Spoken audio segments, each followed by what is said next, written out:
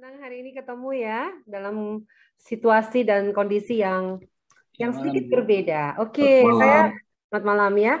Karena ini masih di bulan kemerdekaan, seperti tadi Bu Dorisma sudah sampaikan pada kita, maka saya ingin memberikan salam merdeka. Merdeka. Iya. Nah, salam ini tidak terlalu umum lagi buat kita ya, karena biasanya kalau kita mendengar salam merdeka itu Ibu Megawati sih yang sering 3 kali begitu ya. Itu biasanya selalu dikaitkan dengan kemerdekaan gitu. Jadi karena sekarang kita sudah tidak lagi dijajah oleh bangsa asing, Belanda dan Jepang begitu ya. Walaupun memang ada bangsa Eropa juga yang sempat menjajah tapi lokal ya begitu ya. Nah, maka kita tidak lagi merasa bahwa salam ini perlu begitu. Nah, tapi malam ini kita pingin kemerdekaan yang kita pahami malam ini itu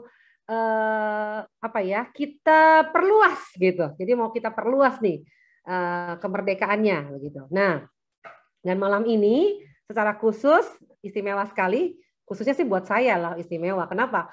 Karena hari ini saya ditemani oleh 2 alumni dari tadi Sekolah Kristen Ketapang begitu ya.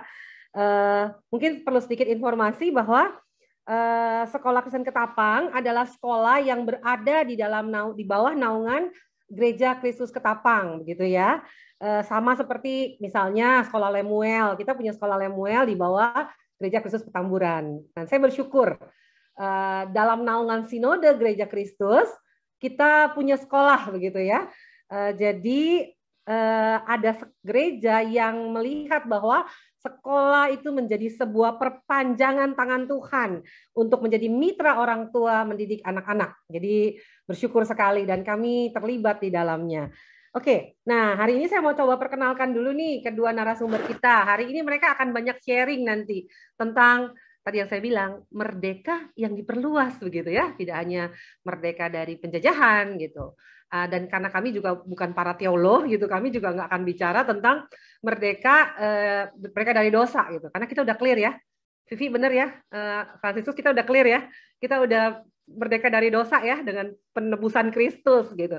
Jadi kita mau ngomongin kemerdekaan yang berbeda nih malam ini. Nah, yang ada di sebelah, kalau di sini kanan, tapi mungkin Anda melihatnya kiri gitu ya. Di sebelah kanan karena lady first dulu begitu. Vivi, ya. Oke, halo Vi. Halo. Halo. Spesial banget nih kamu dari Singapura. Jam berapa di Singapura? Jam 8.20. 8.20 lewat ya, seperti di Bali ya. Waktu Ya. Indonesia bagian Bali. Oke gitu. Iya. Saya perkenalkan dulu, Vivi lahir pada tanggal 19 Maret tahun 82 nih. Oke. Dan di Ketapang, Vivi masuk di jurusan akuntansi. Dulu Sekolah Ketapang itu punya SMK.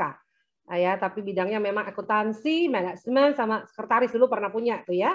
Oke, Vivi masuk di tahun 1997 dan selesai di tahun 2000. Berarti sekarang sudah 21 tahun. Nah, semalam saya sempat reunian sama angkatannya Vivi. Seru sih. Kenapa? Karena saya adalah gurunya Vivi. Nah, itu dia. Saya bilang, aduh spesial sekali. Beruntung hari ini kita satu layar, Vi. Iya. Oke. Sekarang bernomisili di Singapura ya. Coba boleh sedikit sedang apa kamu di Singapura ya, perkenalkan dirimu lebih detail lah. Setelah ini nanti kita lanjut ke yang lebih muda. Ayo Vivi dulu deh, silakan Vi. Oke, selamat malam semuanya. Nama saya Vivi. Tadi udah diperkenalkan ya, umur saya sekarang 39 tahun. Sekarang saya sudah menikah dengan punya 2 anak. Anak saya umur 10 dan 8 tahun. Kami sekarang berdomisili di Singapura. Saya sudah hampir 15 tahun terdampar di Singapura. Terdampar. Jadi sekitar tahun 2007, puji Tuhan, Tuhan memperkenankan kami datang ke Singapura. Itu saya masih single dengan hanya 2 koper. Sekarang nggak cuma 2 koper, tapi 1 rumah. lengkap dengan isi-isinya gitu. Jadi puji Tuhan, Tuhan sangat memberkati kami dengan semua keadaan yang ada sekarang. Kami nggak punya saudara, siapa-siapa di Singapura nggak punya, semua saudara kami ada di Indonesia. Tapi puji Tuhan, Tuhan memberikan kesempatan kepada saya bisa sampai di Singapura. Nah, saya sekarang juga kerja sebagai accountant, and then ibu rumah tangga juga, nggak ada pembantu di rumah, jadi full time ibu rumah tangga dan juga accounts di Singapura, begitu. Dan sudah jadi warga negara Singapura kelihatannya. Iya, betul. Sebenarnya saya sudah 6 tahun lalu melepas warga negara Indonesia setelah bergumur 5 tahun. Akhirnya kami memutuskan untuk pindah ke warga negaraan karena memang privilege-nya ya, benefitnya ketika jadi warga negara Singapura, apalagi kalau punya anak itu sangat beda gitu, apalagi punya 2 anak ya kan, semua jadi dikali 2. Jadi sangat beda sekali untuk ukuran finansial, tapi bukan cuma itu, of course benefitnya banyak sekali kalau memang warga negara, dan puji Tuhan kita juga dikasih kesempatan untuk bisa jadi warga negara Singapura, karena sebenarnya nggak gampang juga gitu. Karena kalau pulang Indonesia pakai paspor ya. Betul, saya hanya bisa 30 hari di situ. Ya, nanti kita ngobrol lagi ya, Vi. Nah, tadi saya bilang lebih muda nih. Kita kayaknya 3 generasi ya, Vi. Iya. Iya. Saya waktu ngajar Vivi itu saya juga masih muda loh, Vi, waktu ngajar kamu. Iya, tapi saya sudah menikah waktu ngajar kamu ya. Sangat menarik. Nanti kita ngobrol deh. Banyak percakapan-percakapan seru yang antara guru dan murid waktu itu ya. Tapi nanti kita masuk ke tema sih memang. Oke. Sekarang saya mau perkenalkan Franciscus Litani Santoso. Ini dia gitu ya. Tinggal di Jerman. Masih siang di sana karena beda waktunya berapa jam, Franciscus? Beda 5 jam karena summertime. Summertime, dan waktu summernya panjang, waktu siangnya panjang ya? Iya. Oh, iya. Saya bacain dulu biodatanya kamu ya. Lahir di Semarang tanggal 2 Oktober tahun 98. Jadi kalau Ibu Desi hitung-hitung 23 tahun kamu ya. Masih sangat muda, very young gitu ya. Oke. Nah, Franciscus ini dipanggilnya Frans ya biasanya ya, Frans ya? Nama iya, Frans. Tapi teman-teman kadang Kus manggilnya ke teman-teman SMA. Oh, panggilnya Kus. Jadi kamu pengen dipanggil apa hari ini? Frans atau Kus? Nostalgiaan Kus aja nggak apa. Oke.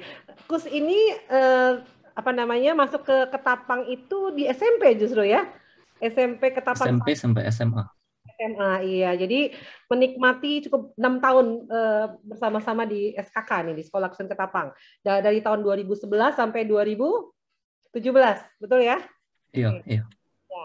Sekarang berdomisili di Jerman, tercatat nih, kalau Ibu Desi baca nih ya, biodata kamu, nanti kamu jelasin lagi, tercatat sebagai penerima beasiswa penuh, gitu ya. Mudah-mudahan benar nih bacanya nih, karena bahasa Jerman Bu Desi sudah dipulangin ke madamnya, ke gurunya. Dulu belajar 3 tahun, udah nggak ada lagi yang keinget, gitu ya. Friedrich Ebert Stiftung, salah ya ngomongnya ya? Friedrich Ebert Stiftung. Oh, Stiftung, oke. Iya, benar. Kus, ya dulu ya kalau pas guru Jermannya datang, kan dia selalu ngajakin kita question gitu ya. Dia selalu tanya gini, haben Sie die Uhr gitu. Langsung copotin jam tangan karena nggak mau ditanya. Gitu ya. Kalau ketahuan pakai terus tanya, sekarang jam berapa gitu. Jadi kalau dia udah ngomong, haben Sie die Uhr, langsung masukin tangan, keluarin tepuk tangannya gitu.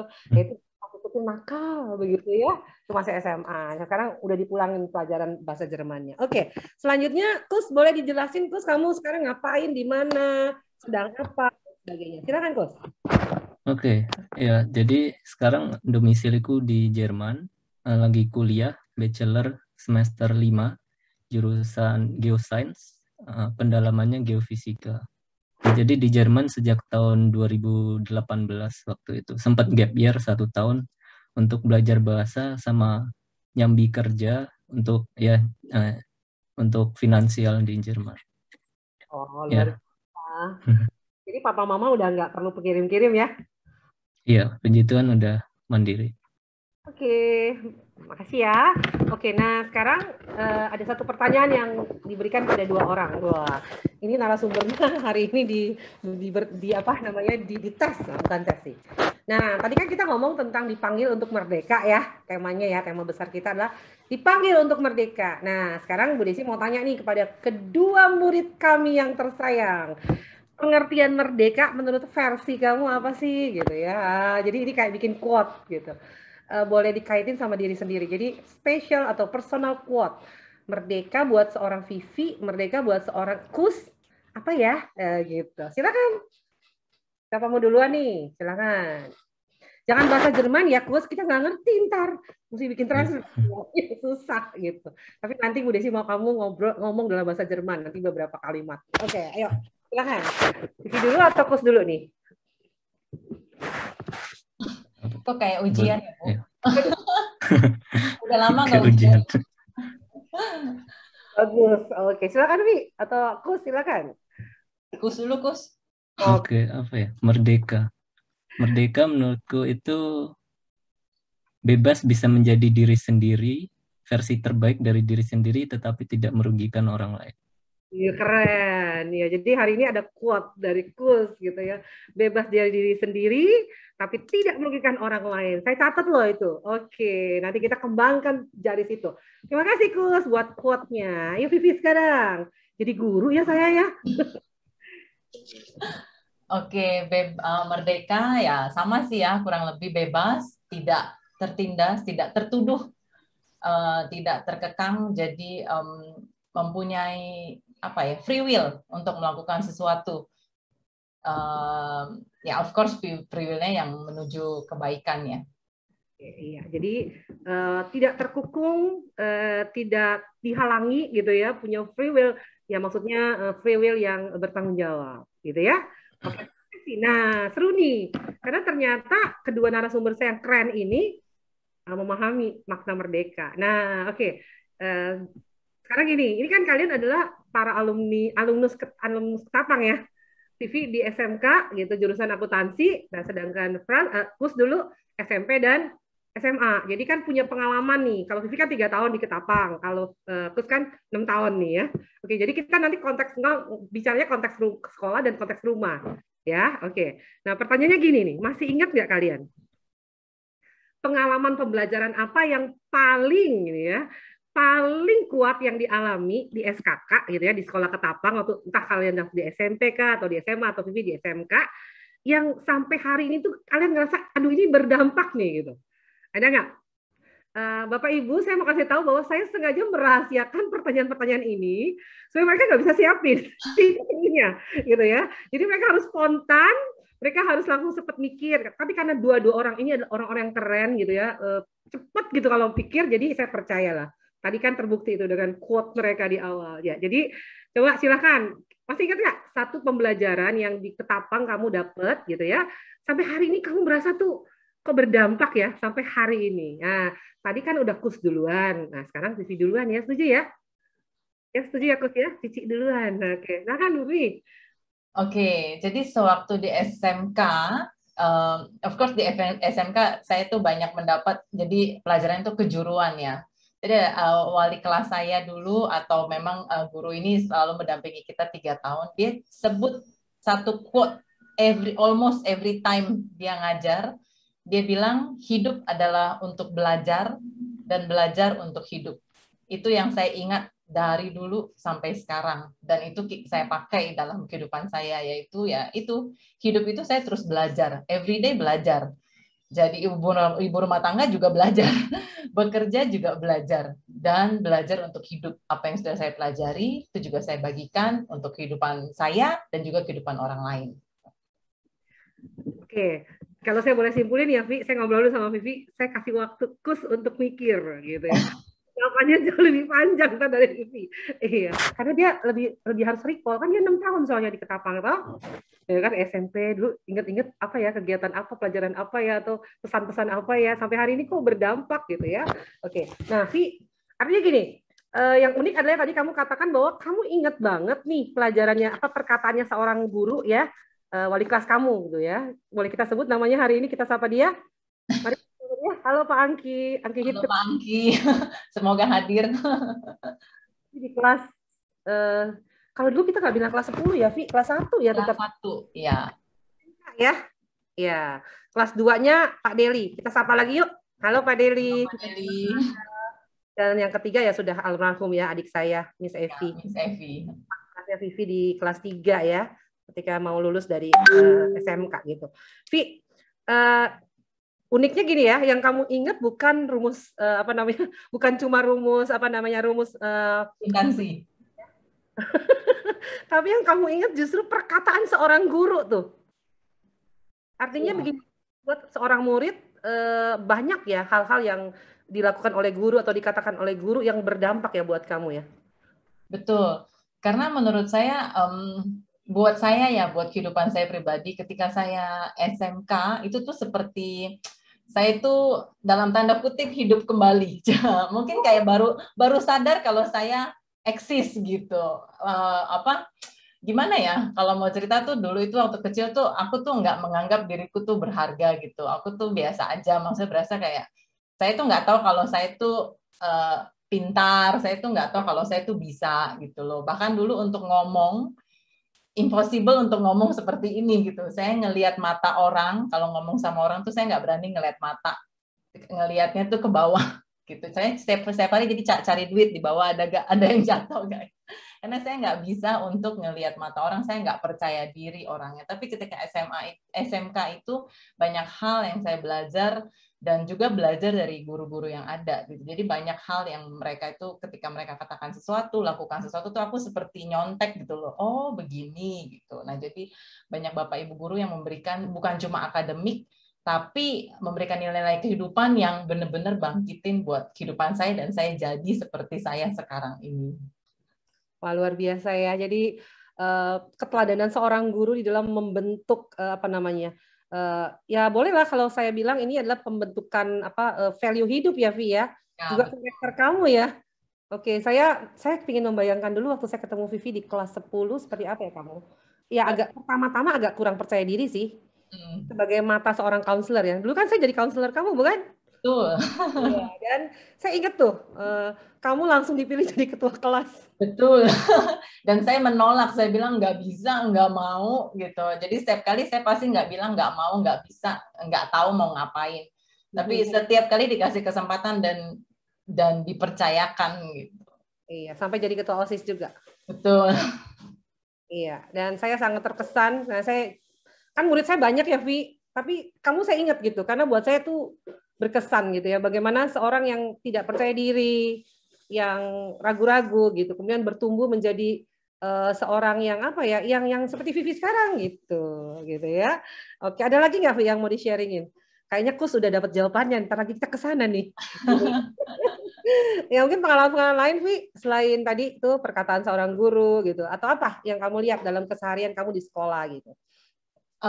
Apa ya mereka yang pasti guru-guru itu banyak memberikan contoh ya, dan yang pasti ketika mereka memberikan contoh itu mereka nggak cuma ngomong, nggak cuma omdo gitu, jadi nggak cuma ngajarin pokoknya saya guru kamu tuh murid gitu loh, enggak, bahkan kita bisa ngobrol ketawa bareng gitu, maksudnya benar-benar kayak bukan dia itu guru dan saya murid, tapi benar-benar kayak jadi friend, teman gitu ya, bukan berarti kita nggak respect, tapi kita punya hubungan yang cukup intim gitu loh. Jadi di dalam kelas ya mereka guru saya, tapi ketika mungkin di luar kelas kita bisa ngobrol jalan bareng gitu loh. Kemarin yang tadi dibilang ya kita sempat reuni, ada teman-teman kita ingat kalau ada guru kita ngajakin kita naik bus ke UKI dan sebagainya gitu loh. Jadi itu salah satu value ya yang kita mungkin nggak bisa dapetin dari tempat lain gitu loh. Dan ya namanya guru kan harusnya kayak, weh saya lebih tua, kamu itu di bawah saya, tapi enggak gitu. Di Ketapang itu, guru-guru Ketapang itu saya bilang, saya bisa acungkan jempol bahwa mereka itu benar-benar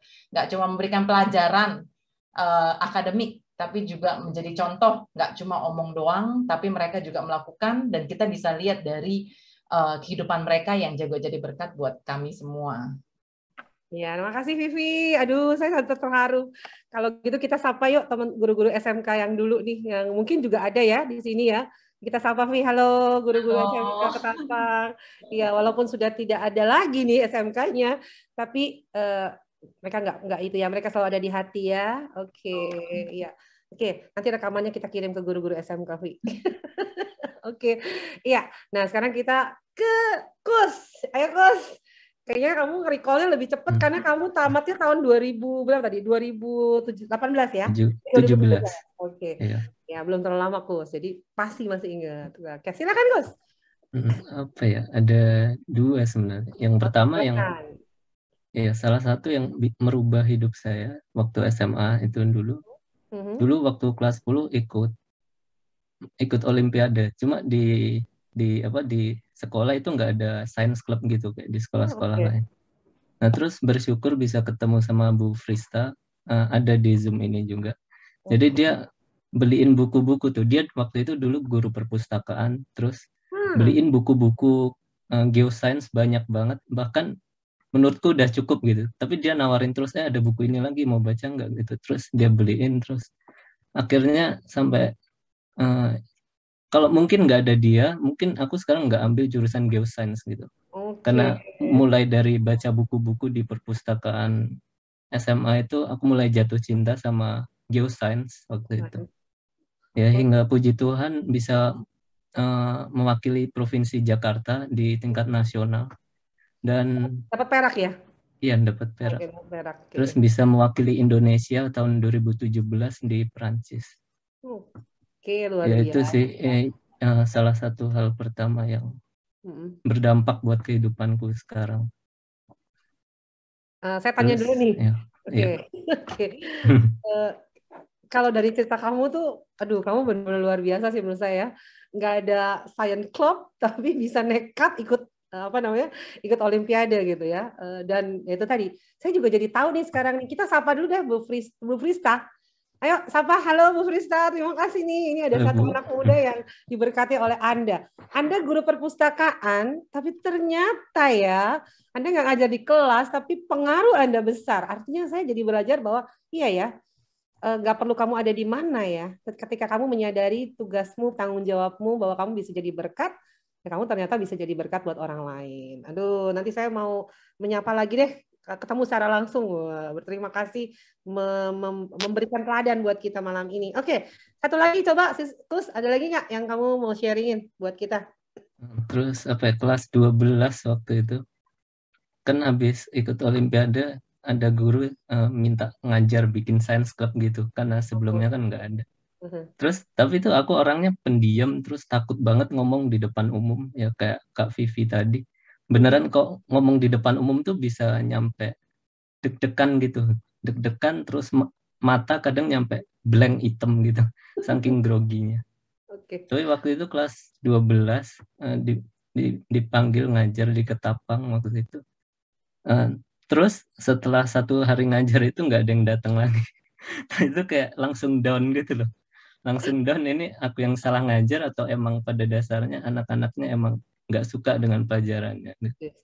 Terus tapi ya aku berdoa gitu, ini aku jujur nggak bisa ngomong lancar gitu di depan umum. Tapi kayak Tuhan membuka jalan waktu itu.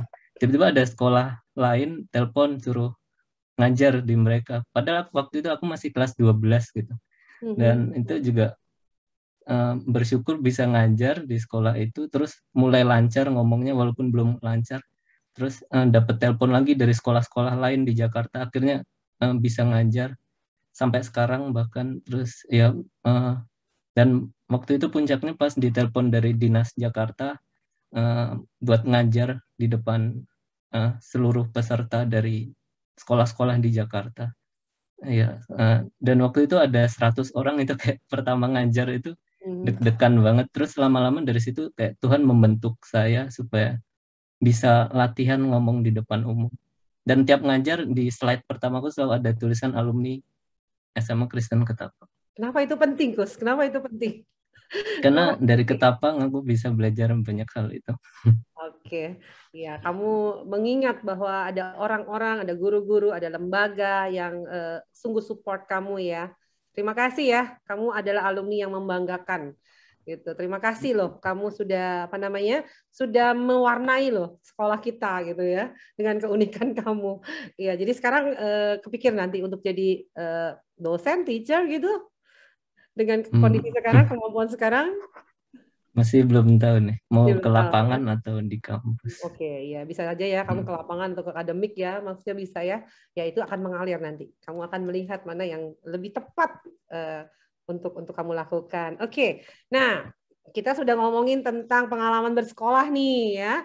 Oke, kemudian saya mau tanya satu hal nih. Nah, sekarang kan kalian berada di luar negeri nih, betul ya? Kalian ada di Jerman dan di Singapura gitu ya. Kalau Kusma bukan warga negara Jerman ya, masih tetap warga negara Indonesia ya. Oke, kepikir nggak untuk pindah ke warga negara? Nggak nyinggung Vivi, nggak nyinggung Vivi. Gitu. Kepikir nggak, Kus? Enggak, Nggak. justru Kenapa, Kus? justru aku lolos Olimpiade tuh sempat nazar ke Tuhan kalau Oh, oke. lolos nyampe nasional akan membangun Indonesia. Tapi Oke. aku doanya cuma lolos sampai nasional. Tapi Tuhan Ternyata malah ngasih nyampe internasional. waduh, oke. Iya. Iya, kita tunggu Kus pulang. Dia akan memberikan dampak buat Indonesia. Udah sih mau doain kamu deh, Kus. Kamu jadi berkat ya buat kita ya, buat Indonesia. Oke. Nah, nggak cuma buat alumni, nggak cuma buat sekolah Ketapang, tapi buat Indonesia. Karena salah satu visi kita adalah memberikan dampak ya, misi kita adalah memberikan dampak, memberikan buah gitu ya buat negara kita tercinta. Ini juga bagian dari merdeka, dipanggil untuk merdeka, berkarya gitu ya. Oke, nah karena kalian di luar negeri pasti kan punya banyak pengalaman tuh di sana ya, baik Vivi maupun Kus gitu. Nah, tantangan yang paling besar apa sih gitu, dan bagaimana kalian menjawab tantangan itu? Gitu ya, itu pertanyaannya. Jadi tantangan yang paling besar ketika kalian ada di sana, terus gimana cara menghadapinya gitu. Terus ya, seperti itulah maksudnya. Dan apakah kerohanian dan karakter yang kalian miliki yang dibentuk ya baik dari sekolah maupun dari keluarga, memang awal dari keluarga ya, itu memberi pengaruh nggak buat kalian? Silakan. Vivi dulu deh. Oke. Sebenarnya saya datang ke Singapura, jadi cerita sedikit dulu lah ya Bu, biar tahu. Silakan. Ya, saya datang ke Singapura 2007 itu karena ada temen nawarin ada kerjaan nih, ada lowongan, mau gak? Itu saya baru lulus 2 tahun. Jadi saya lulus kuliah 2004, terus saya kerja. Selagi kuliah saya nggak sempat ngajar di SMK juga. Dan saya juga asisten dosen juga. Terus sebenarnya saya sangat senang ngajar ya, tapi papa saya maunya tuh saya ceritanya kerja kantoran. Karena katanya jadi guru itu gajinya kecil. Tidak menyinggung. Jadi papa saya kurang setuju saya jadi guru gitu. Tapi walaupun saya senang sekali sebenarnya mengajar. Terus 2 tahun kemudian ada teman nawarin mau gak nih kerja di Singapura. Ya udah, ceritanya cuma iseng. Oke lah, dicoba. Terus aku coba hari kayaknya kayak misalnya hari Senin gitu saya kasih CV saya, disuruh datang, hari Kamis saya ke Singapura, hari Jumat saya interview, hari Minggu saya pulang Jakarta, hari Senin saya diterima, dan bulan depannya saya langsung datang ke Singapura. Jadi waktu saya pertama kali ke Singapura itu nggak punya koper, paspor juga baru bikin, jadi semuanya serba mendadak dan serba nggak ada persiapan sama sekali. Terus, of course, it's tough ya, berat banget. Satu, saya itu sebenarnya anak mama, nggak pernah pisah dari mama, jadi jauh banget. Terus di Singapura itu kan, ya jujur mahal ya, tapi dulu kursnya belum seperti sekarang sih, kursnya itu masih 7.000, I think 7.000-an ya. Dan saya juga nggak punya uang, maksudnya itu juga waktu itu uangnya juga seadanya aja. Jadi jujur tantangan yang terberat adalah of course tentang keuangan, finansial gitu. Jadi saya cuma bilang oke, saya coba. Dan karena nggak ada keluarga, nggak ada siapa-siapa, dan karena saya juga tadi yang saya bilang saya cuma iseng nyobain aja. Di sini kan nyampe-nyampe langsung kerja ya, bahasa Inggris juga pas-pasan, walaupun dulu saya juara kelas, tapi kan nggak pernah dipakai bahasa Inggrisnya.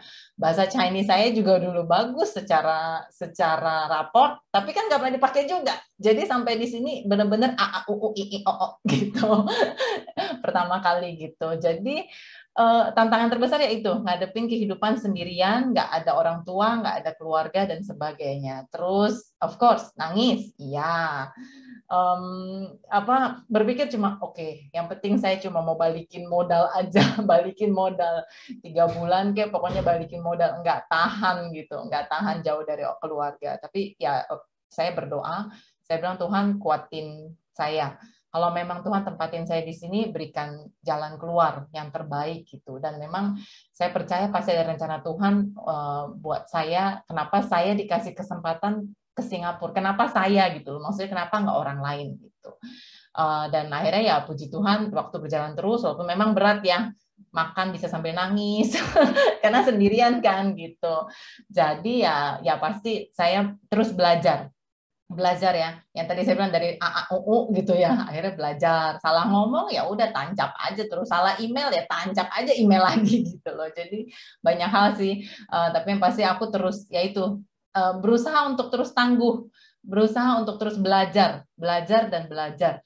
Karena nggak ada kata tua untuk belajar dan nggak ada kata terlambat untuk belajar. Jadi ya saya belajar loh, setiap hari nanya sama bos lo mau email apa, mau ngomong apa, mau ngomong ketemu klien, itu benar-benar hari pertama kerja, kayaknya kalau saya nggak salah hari ketiga saya langsung disuruh klien bawa laptop sendirian, jalan sendirian gitu, nggak tahu apa-apa.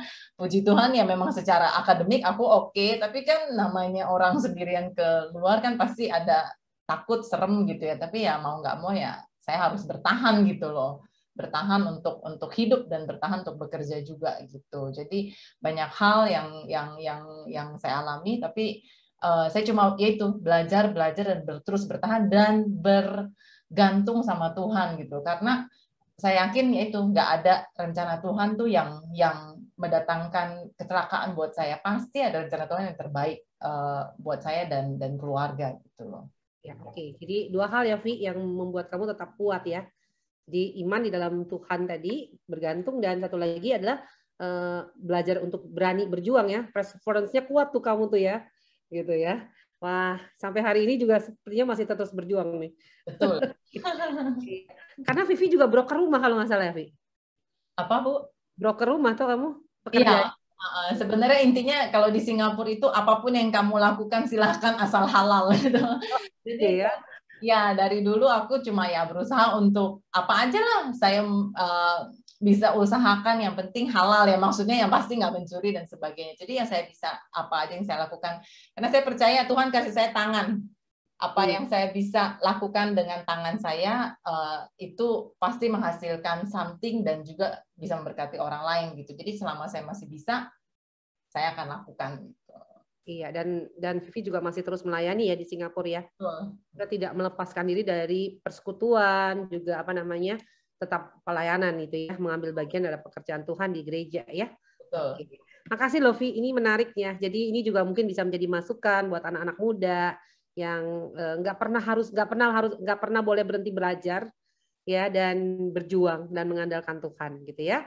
Thank you, Vi. Nah sekarang Kus nih, kamu sendirian ya Kus, di kayak kalau nggak salah nih, kalau Bu Desi lihat nih, ini kayaknya kamar kamu deh, betul ya? Iya. Itu ada raket bulu tangkis. Kamu suka bulu tangkis ya? Okay. Iya, tapi sejak corona nggak main lagi. Main lagi, jadi digantungin tiap hari, diingetin gitu. Oke. Iya. Kamu juga sendiri ya Kus di Jerman ya? Nggak ada? Iya, sendiri. Benar-benar sendirian? Iya, sendiri. Gimana tuh pengalamannya? Bisa dibagikan ke kita?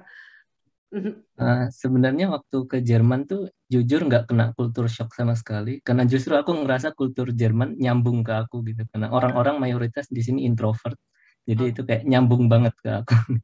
Tapi ya kesusahan yang ku alamin tuh justru proses ke Jermannya. Prosesnya itu kayak butuh waktu panjang banget. Jadi waktu 2017 kan lulus SMA ya. Ketika teman-teman udah mulai kuliah, aku belum bisa kuliah karena harus belajar bahasa sama waktu itu depositonya belum cair. Jadi ke Jerman tuh harus punya deposito di sekitar 10.000 euro waktu itu. Itu deposito untuk kehidupan sehari-hari. Jadi itu bukan biaya kuliah, tapi untuk menjamin pemerintah Jerman kok kita di sana nggak akan jadi gelandangan gitu. Nah jadi itu deposito belum cair. Terus aku juga anak pertama, kayak ngerasa harus bertanggung jawab kerja gitu untuk nambahin lah gitu. Hingga akhirnya 1 tahun itu oh ya sama aku nggak les bahasa Jerman ya karena uangnya kurang, bisa dibilang kurang waktu itu. Jadi aku belajar sendiri gitu sampai tingkat menengah Otodidak? belajar sendiri. Otodidak? Wow, Ya otodidak. luar biasa. Terus ya terus waktu apply visa itu Hmm. visanya keluarnya telat. Jadi dari 8 college yang ku daftarin cuma bisa tes ke 4. Sedangkan ketika tes tuh belum tentu lulus gitu loh. Jadi harus daftar sebanyak mungkin. Jadi cuma bisa tes di 4 college di Jerman. Karena SMA di Indonesia nggak diakui di Jerman, jadi harus penyetaran SMA lagi. Jadi hanya bisa tes di 4. Terus tes pertama tuh aku masuk daftar tunggu gitu. Jadi kayak digantungin gitu. Antara diterima atau ditolak. Terus tes kedua aku gagal, tes ketiga gagal, tes keempat diterima. Cuma biayanya itu mahal banget waktu itu. Jadi ya antara nunggu yang digantungin sama yang mahal itu. Terus kayak doa, doa, doa. Pas aku mau mengiyakan yang mahal itu, tiba-tiba dapat email dari yang pertama, ternyata diterima gitu. Soalnya ada calon mahasiswa yang mengundurkan diri. Jadi aku dapat slot dia hingga akhirnya bisa masuk di college itu. Ya jadi banyak kegagalan yang dialami. Dan yang mungkin orang nggak tahu tuh kayak aku ke Jerman lancar gitu, lancar, terus dapat beasiswa dari pemerintah Indonesia. Padahal enggak, waktu pertama ke Jerman tuh nggak ada beasiswa sama sekali gitu, nggak ada beasiswa. Terus di Jerman juga sempat kerja gitu di salah satu restoran cepat saji, jadi pelayan gitu 3 bulan. Terus setelah pindah kota, masuk ke universitas setelah penyetaran SMA, itu juga kerja untuk memenuhi biaya hidup jadi buruh pabrik waktu itu. Buruh pabrik beresin tempat pembuangan sampah juga waktu itu. Iya, tapi waktu itu kayak kerja tuh di weekend gitu. Jadi Jumat, Sabtu, Minggu, terus Senin, Selasa, Rabu, Kamis, Jumat kuliah gitu. Terus weekend kerja. Terus jadi kayak waktuku sama Tuhan itu berkurang drastis waktu itu. Karena habis gereja, biasanya kan ada ngobrol ya, tapi habis gereja aku langsung pergi kerja gitu. Dan Sabtu biasanya ada persekutuan, aku nggak ikut persekutuan karena harus kerja waktu itu. Nah, tapi waktu bulan Desember 2019, tiba-tiba ada teman ngechat mau persekutuan nggak. Tapi di saat yang sama aku juga rasa kerjaannya tuh capek banget gitu. Jadi buruh waktu itu. Hingga akhirnya kayak bergumul, kalau keluar dari kerjaan nggak ada pendapatan lagi gitu. Jadi kayak milih Tuhan atau kerjaan waktu itu. Jadi pikirannya kayak gitu. Terus akhirnya aku pilih resign dari kerja, terus gabung ke persekutuan itu, dan sampai sekarang masih di persekutuan itu. Lalu 2 bulan kemudian pindah rumah. Terus ternyata rumah yang lamaku ada serangga. Jadi di Jerman itu peraturannya ketat banget. Terus kok karena ada serangga, itu aku kena denda 1.000 euro waktu itu. Kok dirupiahin 17 juta. Jadi itu kayak udah berhenti dari kerjaan, udah milih Tuhan, kok malah dapat cobaan ini gitu loh. Kayak tanya ke Tuhan, terus tiba-tiba, iya. Terus anehnya, tiba-tiba corona datang terus kayak kerjaan tutup semua dong. Kayak nggak bisa apply kerja lagi. Corona datang, tutup semua. Terus aku ngajuin bantuan corona ke kampus. Terus tiba-tiba di accept gitu. Jadi setengah dari dendanya udah bisa kebayar gitu. Terus 2 minggu kemudian anehnya dapat surat dari Dinas Keuangan sini. Nah kan waktu nerima surat itu kaget dong, takutnya ada denda lagi gitu kan. Terus setelah dibuka ternyata dapat cashback dari pajak tahun lalu yang kubayarin. Jadi di Jerman kok pelajar bayar pajak, pemerintah akan mengembalikan sepenuhnya gitu. Dan kok bisa pas gitu waktunya, kayak waktu itu bersyukur banget sama Tuhan. Ternyata di cobaan yang begitu besar itu Tuhan tetap jagain kita. Hingga akhirnya 6 bulan kemudian setelah kejadian yang nggak mengenakan itu, tiba-tiba aku dapat surat ditolak beasiswa. Masih nggak enak juga gitu. Ditolak beasiswa, terus sebulan kemudian dapat surat dari lembaga beasiswa lain, dan ternyata aku diterima. Dan Tuhan ya. iya, puji Tuhan banget. Terus setelah aku pikir-pikir, seandainya aku diterima di beasiswa yang sebelumnya, aku nggak dapat beasiswa full gitu. Nah, dari situ aku mikir, di balik kegagalan-kegagalan yang kita alami itu, Tuhan, ujungnya tuh Tuhan pasti memberikan yang terbaik gitu. Cuma kita nggak tahu kapan. Ada yang cepat, ada yang lama banget. Ya, Waduh, jadi itu luar sih biasa. prosesnya. Ya ternyata nggak semudah yang kita pikirin ya kuliah di luar negeri ya. Iya. Kalau kita dapat beasiswa dari orang tua kita, bukan beasiswa ya kalau orang tua ya, mungkin kita akan lebih nyaman gitu. Tapi ketika kamu harus berjuang sendiri, saya membayangkan itu betapa tangguhnya kamu. Kus itu jadi bekal deh buat kamu ya. Jadi punya pengalaman untuk apa namanya untuk berjuang begitu. Luar biasa ini. Oke, wah nggak kerasa loh kita udah bicara berapa menit nih tadi nih? Kayaknya hampir 45 menit nih kayaknya ya. Tapi asik aja nih. Saya sangat diberkati loh oleh kedua narasumber kita. Nah, ini di ujung-ujung nih. Nanti di akhir Bu Desi akan share sedikit tentang basic firman ya. Tapi nanti itu bagian sedikit aja. Hanya lebih asik ngobrol sama kalian soalnya. Nah, satu lagi nih terakhir nih. Nah, kalau tadi kan kita ngomongin sekolah, bagaimana sekolah memberi dampak. Nah, kalau rumah sendiri gimana? Gimana kamu merasakan dampak keluarga buat kamu gitu dalam pembentukan karakter ya, dalam pembentukan iman dan karakter gitu. Gimana Vi? Vivi bukan dari keluarga Kristen nih sebenarnya. Betul nggak Vi? Iya. Iya. Nah, jadi gimana nih ya gitu ya peran keluarga dan Vivi itu dimenangkannya di mana sih di jadi sebenarnya agak sedikit lucu ya. Jadi mama papaku tuh Buddha, tapi mereka tuh percaya bahwa Kristen itu baik. Jadi lucunya ketika saya kecil, saya sama cece saya dibawa tuh sama mama saya ke sekolah minggu, nyebrangin rel kereta setiap minggu, jemput lagi gitu. Tapi mama saya nggak mau masuk, dia cuma antar jemput gitu loh. Jadi akhirnya saya bertahan. Jadi saya bertahan, saya di situ dan maksudnya saya terus bergereja dan ya sampai sekarang gitu. Dan itu benar-benar apa?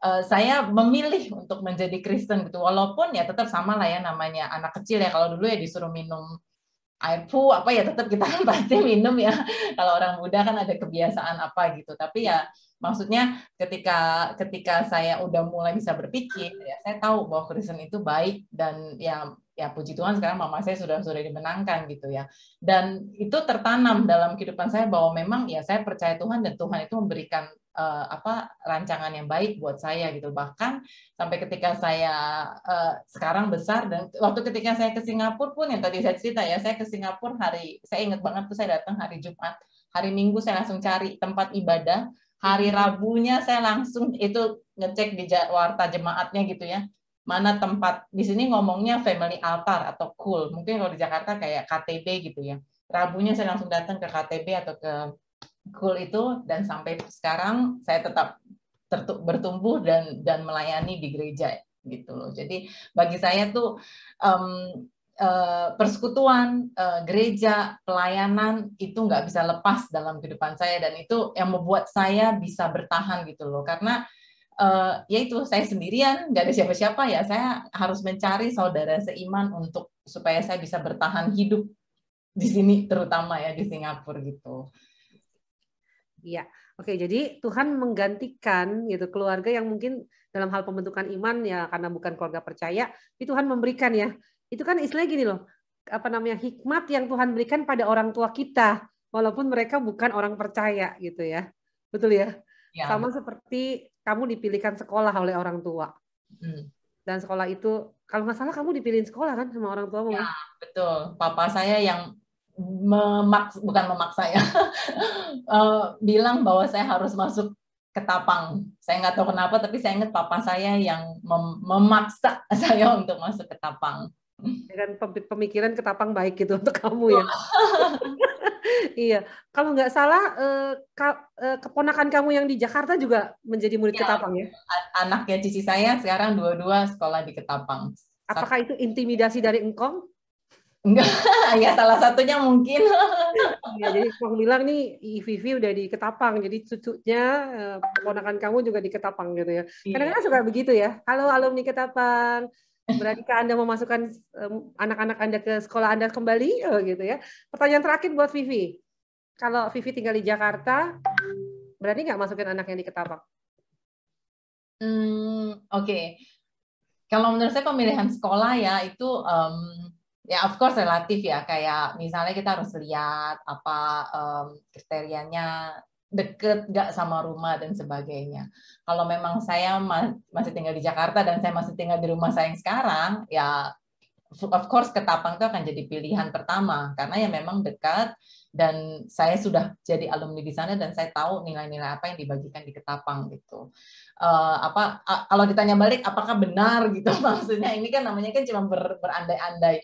Ya, makanya tadi saya bilang saya akan jadikan itu pilihan pertama gitu loh dan dengan keadaannya ada ya pasti kita tetap berpikir apakah mau di Ketapang atau enggak, tapi tetap Ketapang itu adalah pilihan pertama saya untuk menyekolahkan anak-anak.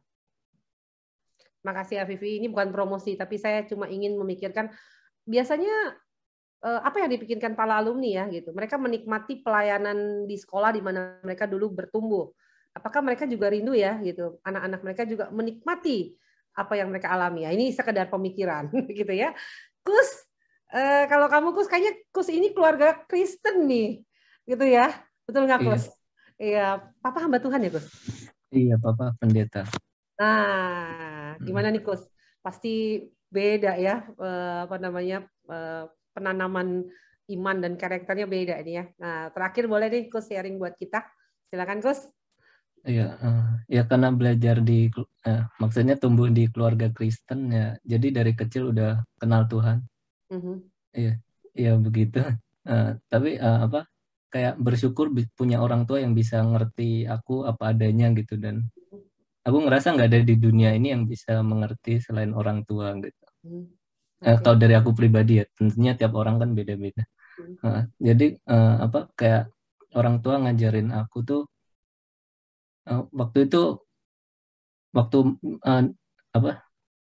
waktu disuruh milih sekolah, bahkan orang tua nanya mau ini atau ini. Jadi kayak kita dari kecil udah diajarin harus bisa membuat pilihan gitu. Dan waktu itu aku milih Ketapang, itu nggak tahu kenapa, karena waktu itu impiannya pengen sekolah di Jakarta. Jadi waktu itu orang tua masih belum di Jakarta tapi di Cipanas, karena Papa waktu itu dosen di STT Cipanas. Iya, jadi itu salah satunya kayak diberi kebebasan memilih gitu. Terus orang tua juga sering ngajarin kalau mau sesuatu harus berjuang gitu. Jadi waktu kecil juga udah diajarin kok mau HP setengah-setengah. Jadi setengah orang tua, setengah dari tabunganku gitu. Jadi dari situ, dari pembelajaran kecil-kecil seperti itu, aku jadi bisa belajar sehingga waktu ke Jerman pun bisa belajar dari hal itu. Padahal waktu dulu kecil tuh kayak ya agak kesel gitu. Ini orang tua lain tinggal ngasih anaknya HP, kok aku harus nabung dulu gitu untuk mau sesuatu gitu. Tapi dari situ ternyata bisa belajar banyak hal. Baik-baik, luar biasa ya. Papa kamu sama Mama Desi ternyata nggak boleh memberikan segala sesuatu gratis pada anak gitu ya, harus berjuang. Ya karena kan kita nggak tahu ya ke depannya mereka harus menghadapi situasi apa begitu. Nah, kalau tadi Vivi kan pertanyaannya kalau anak kan kamu belum punya anak toh. Jadi gini, kalau buat kamu nih sebelum kita tutup ya, terus kamu coba dong katakan sesuatu pada papa mamamu yang sudah menanamkan karakter yang begitu luar biasa, iman, tapi dalam bahasa Jerman. Nanti kamu translate sendiri ya. Karena kalau kita nggak ngerti. Iya, coba pikirin ya. Jadi kamu sebagai anak, kamu say thank you sama papamu gitu ya. Oke. Papa mama ya pasti ya, keluarga. Silakan. Oke. Kalesnya. So zu meiner Eltern, ich danke euch für eure Unterstützung in meinem Leben und danke für eure Liebe und danke, dass ihr mich zu Gott kennengelernt habt.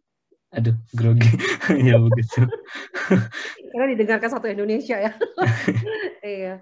Ditranslate dong artinya. Saya cuma dapat 2-3 kata dari kata kamu tuh yang ada pada sini. Untuk orang tuaku udah ngedidik dari kecil, udah ngajarin banyak hal, udah nunjukin cinta kasih dan udah memperkenalkan aku ke Tuhan gitu. Memperkenalkan Tuhan ke aku. Iya, oke.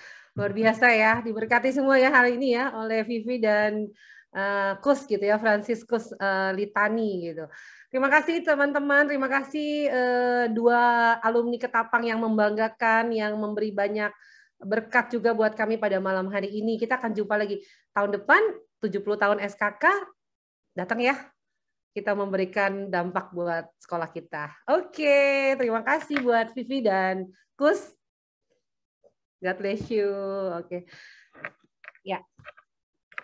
Nah, ini bagian saya sedikit kok. Saya nggak panjang-panjang karena memang lebih mau ngobrol bersama dua orang narasumber kita yang saya pikir sangat luar biasa pada malam ini. Saya hanya akan menyambungkan apa yang menjadi bagian dari yang mereka tadi sharingkan ya. Oke, ini dia. Sebentar saya share dulu bahannya. Oke, ya. Ya. Saya dapat tema ini, dapat ayat ini, didiklah anak muda menurut jalan yang patut baginya, maka pada masa tuanya dia tidak akan menyimpang dari jalan itu. Nah, sekarang kita coba lihat ya Bapak Ibu ya, ini ayat yang sebenarnya seringkali menjadi ayat emas gitu untuk orang tua, untuk guru gitu, untuk para pendidik, untuk mereka-mereka yang berhubungan dengan pendidikan dalam pelayanan anak dan sebagainya. Didiklah orang muda menurut jalan yang patut baginya. Maka pada masa tuanya pun ia tidak akan menyimpang dari jalan itu. Nah, berdasarkan ayat ini, saya akan coba ini membaginya menjadi beberapa hal lah ya. Tidak banyak-banyak. Yang pertama adalah didiklah anak muda gitu. Jadi saya mengambil tagline-nya, ayo kita didik anak muda. Karena kita bicara tentang dipanggil untuk merdeka gitu ya. Mereka dalam artian yang lebih luas.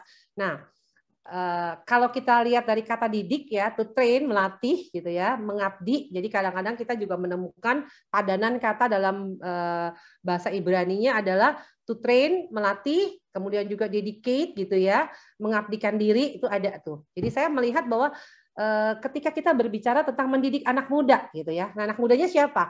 Murid. Kalau tadi kan Vivi nih sebagai anak murid, Franciscus sebagai anak murid. Di rumah kita juga punya anak gitu ya. Sebutlah nama anak-anak Anda. Melatih mereka, mendidik mereka. Artinya apa? Ada sebuah usaha gitu. Kalau bicara soal pendidikan atau melatih itu ada usaha. Usaha yang seperti apa? Usaha yang dilakukan terus-menerus. Artinya ada pengulangan, konsisten dan terarah gitu. Jadi kalau dalam kegiatan mendidik ya selalu harus konsisten begitu. Artinya tidak berubah-ubah gitu ya. Aturannya jelas gitu ya, perkataannya jelas, tujuannya jelas, ada terarah dan diulang-ulang. Memang membutuhkan kesabaran, membutuhkan membutuhkan komitmen untuk mendidik anak-anak kita gitu ya, melatih mereka. Jadi ibaratnya sebuah usaha yang memang diupayakan. Nah, kemudian juga kalau melatih kan perlu coach ya, perlu pelatih. Siapa pelatihnya? Ya Anda dan saya. Anda sebagai apa? Sebagai orang tua. Iya, Anda orang tua, ada coach gitu ya. Anda guru, ada coach gitu. Jadi ada orang yang menjadi pelatih yang siap mendampingi begitu. Jadi dalam sebuah persekolahan kah, dalam rumah tangga kah, ada orang tua yang mendampingi kita sebagai para pelatih. Nah, pelatih itu untuk apa gunanya? Yaitu tadi melihat kalau ada yang salah ya diperbaiki. Gitu ya, diajarkan bagaimana caranya gitu. Jadi mulai daripada diajarkan caranya, kemudian didorong untuk berlatih, dilihat, dievaluasi gitu ya. Kalau perlu ditingkatkan, ternyata masih bisa nih untuk ke taraf yang selanjutnya. Begitu kan ya? Artinya ya. Nah, satu lagi nih, anak muda nih. Nahar gitu ya dalam pelafalan Ibraninya. Kalau kita lihat dari kata aslinya pasti kalau kata tentang anak muda gitu ya, itu bicara soal a boy, youth, young boy gitu. Jadi memang anak yang usianya tuh muda gitu. Kenapa? Ya karena mereka adalah kelompok anak yang berpotensi untuk dididik atau ditrain tadi gitu. Ya, saya ingat pepatah orang Chinese sering berkata kalau mau membengkokkan rotan jangan tunggu rotan itu sudah tua katanya ya. Itu papa saya selalu ingetin saya tuh waktu masih kecil. Kalau mau bengkokin rotan, jangan tunggu tua gitu. Itu selalu dia katakan kalau dia mau hukum kami gitu. Jadi dia bilang pokoknya itu harus dididik dari kecil gitu. Ya waktu itu karena papa belum percaya ya saya juga tidak paham bahwa sebenarnya tuh firman Tuhan juga udah katakan hal yang sama gitu. Yesus juga pernah berkata ya dalam Matius 18 ayat 3. Lalu aku berkata kepadamu sesungguhnya jika kamu tidak bertobat dan menjadi seperti anak kecil ini gitu ya. Kamu tidak akan masuk dalam kerajaan Allah. Kenapa dicontohkan anak kecil? Itu tadi, karena anak kecil itu berpotensi untuk dididik. Jadi hatinya tuh seperti spon gitu ya, seperti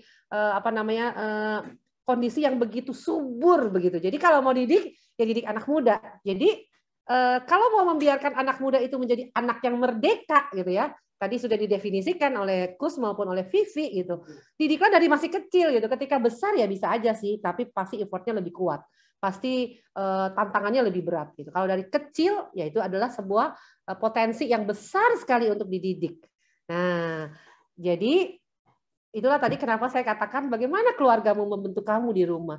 Karena itu berpotensi atau menolong kita untuk semakin menjadi orang yang yang kuat gitu ya. Saya membayangkan ketika papa mamanya Kus tadi melatih Kus untuk tidak bergantung kepada orang tua, memberikan kesempatan untuk memilih gitu ya. Dan itu ternyata sangat berguna ketika dia pergi ke Jerman dan dia harus berhadapan dengan begitu banyak tantangan dan masalah. Vivi juga kan tadi ya. Ya walaupun Vivi katakan saya masih dipilihin sekolah, tapi kan itu juga ketika dia belajar, ketika dia menikmati pendidikan di keluarganya, di sekolahnya, ketika dia pergi ke Singapura juga itu semua berguna untuk dia. Jadi Bapak Ibu yang punya anak, guru-guru yang punya murid, ya karena hari ini saya mau bicara dari dua sudut pandang, dua sudut nih, sebagai orang tua dan sebagai guru. Ternyata kehadiran kita sebagai orang tua dan coach, sebagai pelatih itu berdampak sekali ya buat anak-anak kita ya. Apa yang kita upayakan gitu ya, apa yang kita pikirkan dan kita perjuangkan untuk mereka ternyata berguna sekali ketika mereka dewasa gitu. Jadi saya melihat bahwa pekerjaan seorang guru, pelayanan sebagai orang keluarga itu dampaknya itu besar ke depan gitu ya. Jadi tidak hanya untuk hari ini, tapi untuk hari depan. Makanya dikatakan didiklah anak muda menurut jalan yang patut baginya. Kenapa? Karena pada masa tuanya dia nggak akan nyimpang. Wah, kalau Anda tidak didik anak Anda di usia muda, kalau Anda tidak didik murid Anda di usia mudanya gitu, ya kasihan dia gitu ya. Memang tangan Tuhan itu luar biasa sih. Kadang-kadang juga kita melihat ada anak-anak yang masih kecilnya memang tidak terdidik gitu ya, tapi kemudian ditangkap di remaja. Tapi Anda bisa bayangkan gitu, atau di masa muda dia baru ditangkap Tuhan. Tapi Anda bayangkan begitu baiknya hasilnya ketika kita sudah mendidik anak-anak kita di usia muda. Nah, ini poin yang terakhir yang saya mau katakan adalah bagaimana kebiasaan atau karakter itu terbentuk. Anda lihat di sini, nanti masing-masing akan melihat perannya ya. Jadi seperti 3 irisan nih. Ada irisan, maksudnya ada tiga lingkaran, knowledge, what to, why to, kemudian skill, how to, and terakhir adalah desire, want to. Jadi teman-teman, Bapak Ibu sekalian, jemaat yang dikasih Tuhan, kalau Anda mau bentuk karakter atau kebiasaan baik pada seseorang, ya 3 ini harus, komponen ini harus ada gitu. Dimulai dengan apa? Dimulai dengan knowledge, jadi membentuk cara berpikirnya. Di mana itu dilakukan? Ya di rumah, ya di sekolah, begitu ya, di kampus mungkin. Kalau kampus sudah sulit sih sebenarnya. Banyak kan sudah melanjutkan saja apa yang sudah jadi dari masa sekolah, dari masa TK, dari masa SD, dari masa SMP. SMA pun sebenarnya udah batas-batas tuh yang nggak gampang tuh ya. Tapi masih lah, karena masih muda anak-anaknya ya, masih di bawah 14-15 kita masih bisa lah ya. Walaupun tidak semudah ketika kita di TK dan SD. Halo guru-guru TK dan guru-guru SD. Lihat bagaimana Tuhan memakai Anda untuk membentuk knowledge seseorang. Jadi kalau kita katakan pada anak-anak kita, kenapa sih kamu harus percaya Kristus gitu ya? Kenapa sih kamu harus memiliki daya juang? Kenapa sih? Itu knowledge tuh. Jadi dia mendapat sebuah pemahaman. Nah, kemudian tidak cukup hanya pemahaman, tapi juga diberikan skill, how to, bagaimana ya? Diberikan teladan di situ, diberikan contoh, diberikan reward, diberikan punishment kadang-kadang malah ya kalau perlu diarahkan, perlu didisiplinkan ya didisiplinkan di sana. Ini untuk punishment positif ya, positif punishment ya. Jadi sesuatu yang positif lah maksudnya. Diajarkan how to gimana ya. Nah, baru kemudian dimotivasi sehingga anak-anak itu memiliki keinginan atau desire atau kemauan untuk mau memiliki habits atau karakter itu. Nah, kalau 3 hal ini kita lakukan sebagai orang tua, sebagai guru ya saya percaya pengalamannya Vivi, pengalamannya Kus itu akan dialami juga oleh anak-anak lain ya, baik di sekolah maupun di rumah. Itu kenapa? Karena akhirnya knowledge-nya, skill-nya, desire-nya ada, itu kan bentuk sebuah kebiasaan atau saya sebut tadi karakter. Apa itu? Perilaku yang sudah terinternalisasi dalam diri kita. Jadi istilahnya udah ngeblend gitu. Kalau kamu lihat saya, Bu Desi sebagai titik-titik, ya itu karakter tuh begitu ya. Jadi udah di sesuatu yang terinternalisasi. Nah, menggambarkan siapa kita atau bagaimana kita dikenal. Jadi bukan semata-mata pembentukan kepribadian gitu ya. Saya tidak katakan bahwa kayak saya seorang introvert, bukan itu gitu. Bukan kepribadian itu, tetapi siapa dia? Seorang yang tangguh gitu. Dia bisa jadi menjadi orang introvert, tapi dia introvert yang seperti apa? Yang tangguh gitu ya, yang punya daya juang gitu, yang mengandalkan Tuhan, yang mampu melihat kebaikan Tuhan di tengah-tengah situasi yang sulit.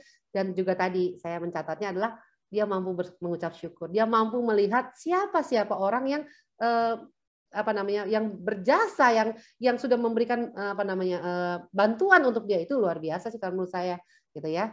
Nah, kemudian yang poin terakhir adalah ini adalah Rasul Paulus. Dia katakan dalam Filipi 3, saya bacakan, bukan seolah-olah aku telah memperoleh hal ini atau telah sempurna, melainkan aku mengejarnya. Ya kan? Mengejarnya artinya apa? Ada usaha. Jadi karakter itu memang perlu dikejar, tapi tidak mungkin dikejar oleh seorang anak kalau tidak ada orang dewasa di sampingnya, papa mamanya, guru-gurunya, yang menekankan bahwa itu hal penting, nak. Itu hal penting yang harus kamu pelajari, itu hal penting yang harus kamu latih, ya kan? Melainkan aku mengejarnya kalau aku dapat juga menangkapnya, karena aku pun telah ditangkap oleh Kristus Yesus. Ini menjadi dasar ya, Kristus menangkap kita. Tetapi ini yang kulakukan, aku melupakan apa yang telah di belakangku dan mengarahkan diri kepada apa yang di hadapanku dan berlari-lari kepada tujuan untuk memperoleh hadiah. Apa hadiahnya? Panggilan surgawi dari Allah dalam Kristus Yesus. Jadi lihat, ini sebuah perjuangan. Jadi mempunyai karakter yang baik itu perlu perjuangan. Di mana dimulainya? Di rumah, di sekolah, ya. Dilakukan oleh siapa? Oleh orang tua yang percaya Kristus dan memiliki hubungan yang dekat dengan Kristus. Di sekolah oleh siapa? Oleh guru-guru yang melihat pekerjaan Tuhan di dalam diri setiap anak.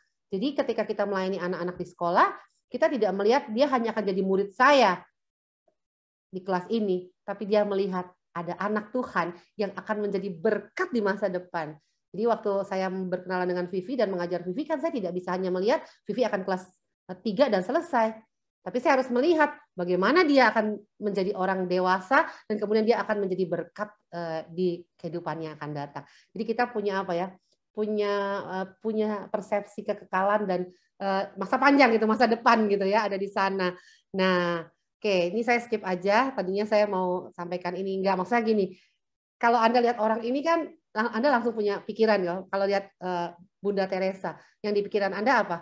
Seorang yang baik hati, seorang yang bisa berkorban, mengasihi orang. Kalau lihat Pak Ahok misalnya, orang yang tegas. Nah, kalau lihat yang sebelah kiri kanan ini, Mr. Bean, kita akan bilang ini, oh ini orangnya gini-gini. Jadi begitu kita melihat orang, kita langsung bisa menamai orang itu, ya, menamai orang itu dengan apa? Dengan kebiasaannya, dengan karakternya, ya kan? Nah, kalau Anda melihat gambar ini, ganti fotonya dengan foto Anda.